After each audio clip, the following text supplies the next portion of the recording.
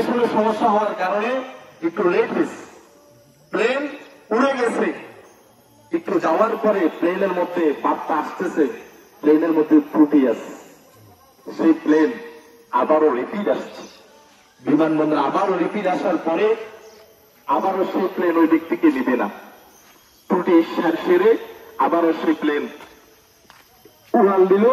আবার কিছুক্ষণ যাওয়ার পর আবারও কম্পিউটার বলতেছে প্লেনের মধ্যে ত্রুটি আছে। আবার সেই প্লেন আবারও বন্দরে ফিরে আসলো।